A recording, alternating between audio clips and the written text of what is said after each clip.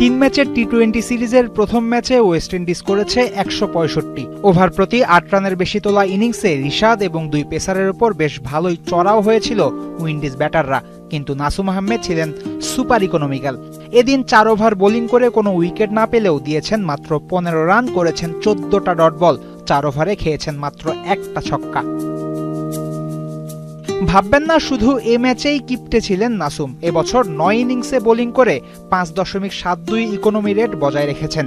সেই ৯ ম্যাচের মাত্র একটা ছিল মিরপুরে। খেলেছেন দুবাই, আবুধাবির মতো ব্যাটিং উইকেটে, শারজার মতো ছোট মাঠে, অর্থাৎ স্পিনারদের জন্য সহায়তা নাই এমন উইকেটেও নাসুম দারুণ সফল। তার নামের পাশে হয়তো রিশাদের মতো গ্ল্যামার নাই, সাকিব আল হাসানের মতো ভ্যারিয়েশনও আয়ত্ত করতে পারেননি এখনো। তাহলে সফল কিভাবে হন? উত্তর হলো সিম্পলিসিটি। নাসুমের সবচেয়ে বড় গুণ ব্যাটারদের কোনো রুম না দেয়া। টি-20তে একের পর এক বল স্ট্যাম্প বরাবর করতে পারেন, তাই ব্যাটাররা হাত খুলে মারার সময় সুযোগ পান না। সাথে পেস ভ্যারিয়েশনও দেয় বাড়তি সুবিধা। ব্যাটাররা হাঁসফাঁস করতে থাকে এই স্পিনারের বিপক্ষে।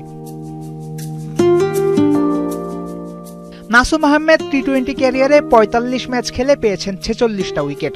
অন্যদিকে রিশাদের উইকেট ৫১ ম্যাচে ৬২টা।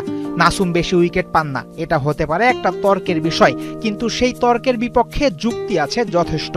দলে তার দায়িত্বই থাকে আঁটো-সাঁটো বোলিং করা। নাসুমও নিজের উইকেটের কথা না ভেবে দায়িত্ব পালন করে যান। প্রতিপক্ষ তখন বাধ্য হয়ে অ্যাটাক করে রিশাদকে, তাই তো টাইগার লেগির কপালে জোটে বেশি বেশি উইকেট। বলতে পারেন অন্য বোলারদের উইকেট পাওয়ার পেছনেও ভূমিকা আছে নাসুমের নিঃস্বার্থ বোলিংয়ের। লিমিটেড ওভারের ২ ফরম্যাটেই নতুন বল হাতে নেন নাসুম। রান না দিয়ে শুরুতেই প্রতিপক্ষকে ফেলেন চাপে। ফিল্ডিংটাও খুব একটা মন্দ করেন না, ব্যাট হাতে দিন দিন করছেন উন্নতি।